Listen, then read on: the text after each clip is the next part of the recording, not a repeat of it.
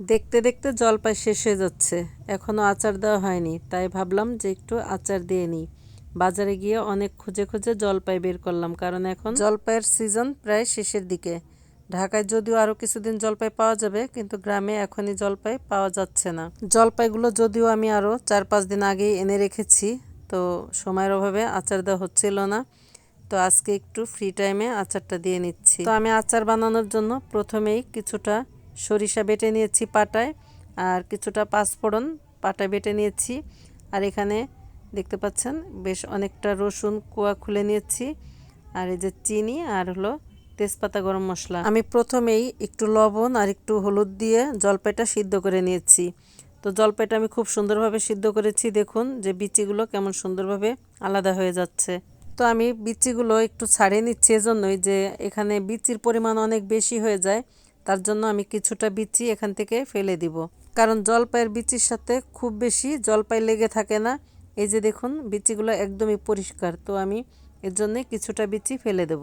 আমি 2 কেজি জলপাই নিয়েছি আচার বানানোর জন্য, তাই আমি এখানে প্রায় 1.5 পোয়ার মতো তেল নিয়েছি, সরিষার তেল, মানে 350 থেকে 400 গ্রামের মতো সরিষার তেল দিয়েছি।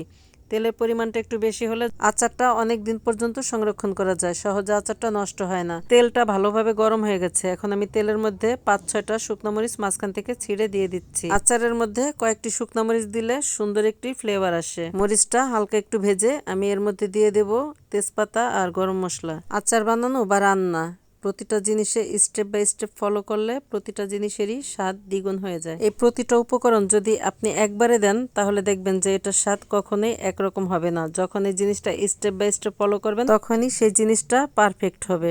আমি এই পর্যায়ে সরিষা বাটাটা দিয়ে দিচ্ছি। সবকিছু একসাথে কিছুক্ষণ কষানোর পরে এখন আমি দিয়ে দিচ্ছি জলপাইগুলো। সবগুলো জলপাই দিয়ে আমি বেশ অনেকক্ষণ ধরে ভালোভাবে এগুলো একটু তেলের মধ্যে ভেজে নেব।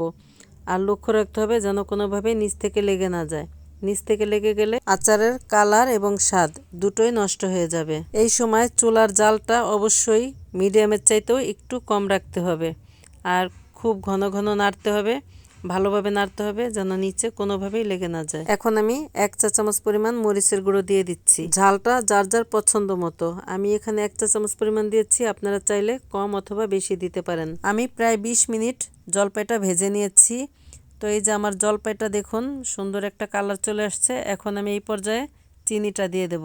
আমি যেহেতু এখানে 2 কেজি জলপাই নিয়েছি, আমি চিনিটা 1 কেজির একটু কম দিচ্ছি, কারণ 1 কেজি চিনি দিলে মিষ্টিটা অনেক বেশি হয়ে যাবে। আমাদের ঘরের কেউই অতিরিক্ত মিষ্টি পছন্দ করে না, তাই আমি এখানে মিষ্টির পরিমাণটা একটু কম দিচ্ছি। আপনারা চাইলে আপনাদের পছন্দ মতো কমিয়ে অথবা বাড়িয়ে নিতে পারবেন।